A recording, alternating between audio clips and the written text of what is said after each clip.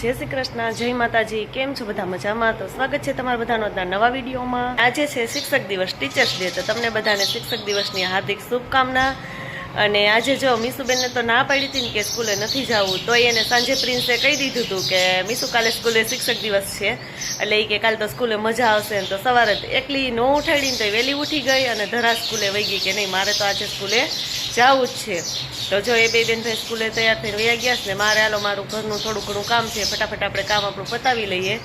એટલે અને બાજુમાં જો અમારે હમણાં ભેંસ તો દવા નથી દેતી તો દૂધ લેવા જવું છે, તો હું કાલ પહેલાં દૂધ લઈ આવું. મારી મમ્મી કે પહેલાં દૂધ લઈ આવી અને પછી બીજું કરજે, એટલે હું ફટાફટ હાલો દૂધ લેતી આવું પછી બીજું કામ કરીશ.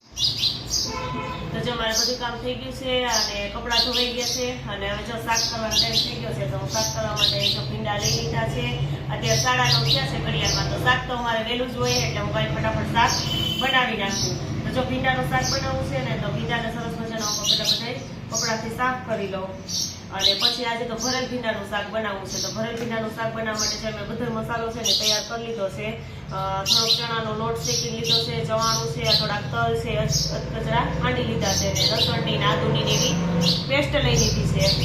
તો જો ભીંડાને બંને બાજુથી આ લીટલા છે ને એ કાપી અને પછી આપણે વચ્ચે છે ને આવી રીતે ચેકા કરી લીધા છે. એટલે ભીંડાને આપણે અંદરથી સરસ ભરી દઈએ. ચેકા કરીને અંદર જોઈ લીધું કે આ બગડેલ નથી કે નહીં, અત્યારે તો ફળેલા હોતી હોય. પછી જે આ બધો મસાલો જે આપણે તૈયાર કર્યો હતો ને મસાલો બધો મેં મિક્સ કરી લીધો અને હવે આપણે ભીંડામાં છે ને મસાલો ભરી લઈએ, એટલે ફટાફટ આપણો ભીંડા છે એ ભરીને તૈયાર થઈ જાય.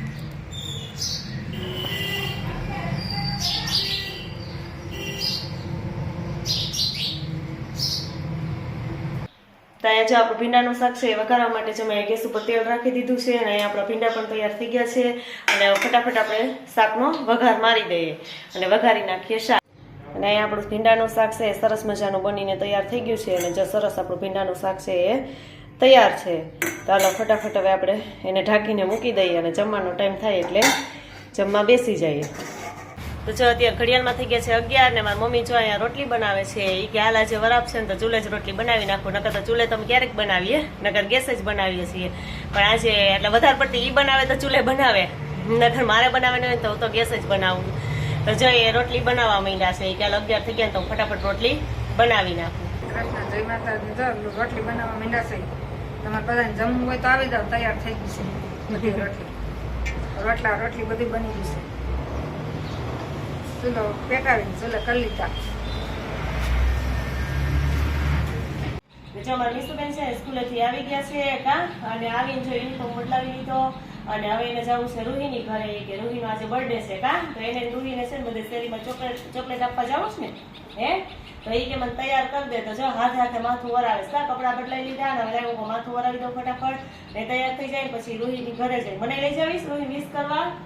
હે તૈયાર થઈ જાય પછી મમ્મી દીકરી બે રૂહી ઘરે જાય અને રૂહીને વિશ કરી આવીએ બર્થડે. જય શ્રી કૃષ્ણ, જય માતાજી. આજે ટીચર ડે છે, તો આજ તમને બધાને હેપી ટીચર ડે ની જો મમ્મી મને માથું વરાવી દે છે. માથું વરાવી પછી જાઉં તારે અને આજે હું સ્કૂલે આવી યુનિફોર્મ બદલાવી લીધું. મમ્મી જો સીધું માથું વરાવવાનું કીધું. આજે રૂહીનો બર્થડે છે ને એટલે મને ચોકલેટ આપવા જવાનું બધાને શેરીમાં. હા, તો રૂહી ચોકલેટ આપવા જાઉં તો સીધું માથું કા. કેવું સરસ માથું વરાવેલું હતું તો કેમ નહીં, રૂહી એવું વરાવ્યું હતું ને એટલે મને એવું માથું વરાવી દે. એટલે એને જો ફટાફટ હવે મોડું થશે કા, માથું વરાવી અને પછી જવું છે રૂહીના ઘરે. તો એ ફટાફટ જાય કા, મને લઈ જાવી કે હાલ આપણે બે જઈએ અને રૂહીને આપણે બર્થડે વિશ કરી આપીએ. તો જો હું ને મીસુબેન છે ને અમે રૂહીના ઘરે આવી ગયા કા, અને આજે અમારા રૂહીબેન નો બર્થડે છે. Ruhi happy birthday. Thank you. હા તો મીસુ તું તો કહી દે કે તે કહી દીધું છે હેપી બર્થડે. Thank you. અને બે વાર કહી દીધું. બે વાર કહી દીધું છે. તો જો એના આજે રૂહીનો બર્થડે છે ને તો હું મીસુબેન બે કાંઈ રૂહીની ઘરે આવી ગયા છે અને બેયને હવે શેરીમાં બધી ચોકલેટ આપવા જાવી છે કા. તો જો અહીંયા ટ્રેમાં ચોકલેટ લઈ લીધી છે ને બે થઈ અને આગળ બધાને ચોકલેટ આપી આવશે કા. પછી અમને આપીશ કે અમને નહીં આપી? લઈ લેવાની, એવું કાંઈ ન હોય. પછી તો અમારે ઘરે આપવા આવવી પડે હો, બધાને આપવી તમારે ઘરે ના આપવા આવવી પડે. હા તો જો હવે છે ને આગળ બે બધા ચોકલેટ આપી આવશે કા. ચાલો ફટાફટ ચોકલેટ આપી આવે. મને ન ભૂલી જતી હો બે. આવશો ને બે?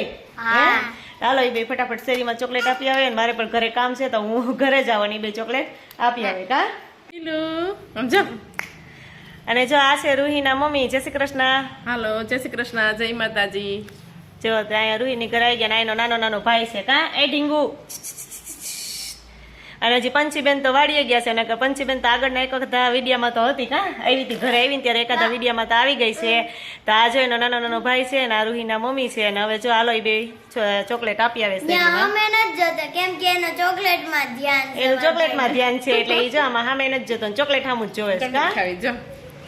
જઈએ જતો. એ જીવું એનું ચોકલેટમાં જ ધ્યાન છે એટલે સારું હાલો બે શેરીમાં ચોકલેટ આપી આવો હો. જો અમે રૂહીને આવ્યા છે રૂહી કેક કટિંગ કરી લે અને અમે કેક ખાઈ લઈએ.